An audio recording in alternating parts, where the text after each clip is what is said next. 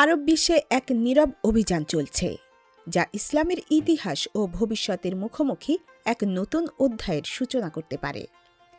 Saudi আরব, যে দেশ ইসলামের দুই পবিত্রতম স্থান মক্কা ও মদিনার তত্ত্বাবধানে রয়েছে, সেই দেশই এখন এমন এক প্রকল্প হাতে নিয়েছে যা বিশ্বজুড়ে কোটি কোটি মুসলমানের বিশ্বাস ও আবেগের কেন্দ্রবিন্দুকে সরাসরি চ্যালেঞ্জের মুখে দাঁড় করিয়ে দিচ্ছে। এই প্রকল্পের নাম নিউ আল মসজিদ আন নববী।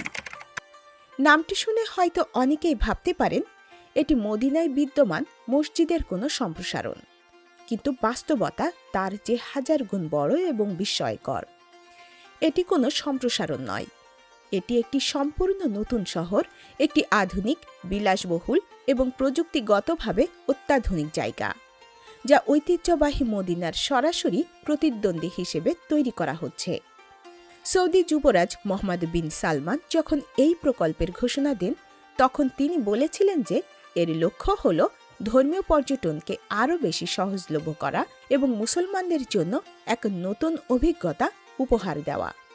কিন্তু গভীরে তাক করলে দেখা যায় এই প্রকল্পের পেছনে রয়েছে এক বিশাল এবং বহুমুখী পরিকল্পনা, যা কেবল অবকাঠামো নির্মাণের মধ্যে সীমাবদ্ধ নয়। এটি একটি রাজনৈতিক, অর্থনৈতিক এবং সাংস্কৃতিক পুনর্বিন্যাসের অভিযান, যা মধ্যপ্রাচ্যের ভূ রাজনীতিকে চিরতরে বদলে দিতে পারে। এই বিশাল প্রকল্পে সৌদি আরব একা নয়, তাদের সাথে রয়েছে সংযুক্ত আরব আমিরাতের এক গুরুত্বপূর্ণ ভূমিকা। ইউএই এই প্রকল্পের অন্যতম বড় বিনিয়োগকারী এবং প্রযুক্তিগত সহযোগী। এই দুই দেশের যৌথ প্রচেষ্টা এই বার্তায় দেয় যে এটি কোনো সাধারণ উন্নয়ন প্রকল্প নয়, এটি একটি কৌশলগত জোট, যা একটি নতুন ক্ষমতা কেন্দ্র তৈরি করতে চায়।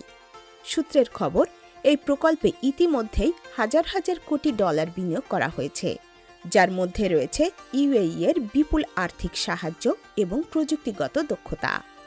তাহলে এই নিউ আল মসজিদ আন নববী কেমন হবে? এটি কেবল একটি মসজিদ নয়, এটি একটি সম্পূর্ণ শহর, যার কেন্দ্রে থাকবে মূল মসজিদের একটি বিশাল প্রতিরূপ। এই মসজিদটি হবে মূল মসজিদের সম্পূর্ণ অনুকরণ, কিন্তু এতে ব্যবহার করা হবে আধুনিকতম প্রযুক্তি এবং উপাদান।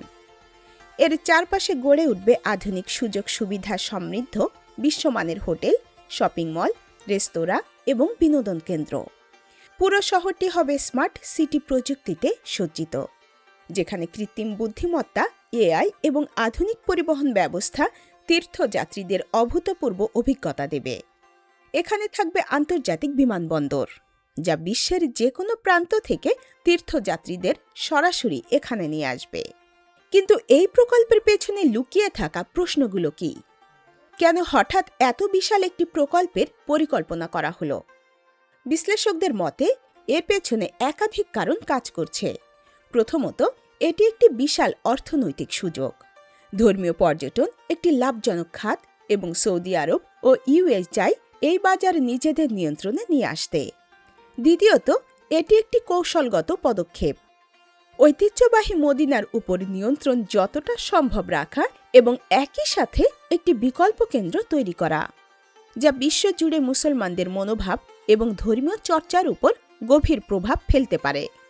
এই প্রকল্পের সবচেয়ে বিতর্কিত দিক হল এর নামকরণ।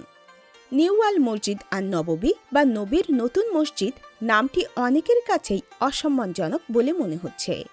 এটি যেন ঐতিহ্যবাহী মদিনার গুরুত্ব ও পবিত্রতাকে কমিয়ে দেখানো হচ্ছে এবং একটি কৃত্রিম বাণিজ্যিক বিকল্প হিসেবে উপস্থাপন করা হচ্ছে। এই প্রকল্পের ফলে ঐতিহ্যবাহী মদিনার তীর্থযাত্রীদের সংখ্যা কমে যাওয়ার আশঙ্কা রয়েছে, যা সেই অঞ্চলের অর্থনীতি এবং সংস্কৃতিতে নেতিবাচক প্রভাব ফেলতে পারে। সৌদি আরব এবং ইউএই অবশ্য এই সমালোচনা উড়িয়ে দিচ্ছে না। তারা বলছে এই প্রকল্পের লক্ষ্য হল ঐতিহ্যবাহী মদিনার উপর চাপ কমানো এবং তীর্থযাত্রীদের আরও ভালো সুবিধা দেওয়া। তারা অন্য মুসলিম দেশগুলোকেও এই প্রকল্পে অংশগ্রহণ করার আহ্বান জানিয়েছে, যাতে এটিকে একটি বিশ্বব্যাপী উদ্যোগে পরিণত করা যায়। কিন্তু এই আহ্বানের পেছনেও রয়েছে একটি কৌশল। অন্য দেশগুলোকে এই প্রকল্পের অংশীদার করে নিয়ে তারা এই নতুন জায়গার বৈধতা এবং গ্রহণযোগ্যতা বাড়াতে চায়। এই প্রকল্পের অগ্রগতি ইতিমধ্যেই শুরু হয়েছে। মরুভূমিতে নির্মাণ কাজ চলছে এবং প্রকল্পের প্রথম ধাপগুলো শীঘ্রই সম্পন্ন হবে বলে আশা করা হচ্ছে। সৌদি সরকার এ প্রকল্পকে বিশ্বের সবচেয়ে আধুনিক এবং বিস্ময়কর ধর্মীয় স্থান হিসেবে তৈরি করতে চায়, যা বিশ্বজুড়ে লাখ লাখ মানুষকে আকর্ষিত করবে। কিন্তু এই প্রকল্পের ভবিষ্যৎ কি হতে পারে? এটি কি সত্যিই মদিনার বিকল্প হয়ে উঠতে পারে, নাকি এটি হবে একটি ব্যর্থ প্রকল্প যা বিশ্বজুড়ে মুসলমানদের মধ্যে বিভাজন সৃষ্টি করবে? এই সব প্রশ্নের উত্তর সময় দেবে। তবে একটা কথা নিশ্চিত, এই প্রকল্প মধ্যপ্রাচ্যের ভবিষ্যতের উপর এক গভীর প্রভাব ফেলবে।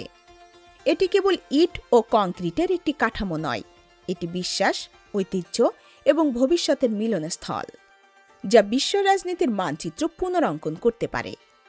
বিশ্ব এখন অপেক্ষায় রয়েছে এই নতুন জায়গা কোন পথে এগিয়ে যায় এবং এর ফলাফল কী হয় তা দেখার জন্য।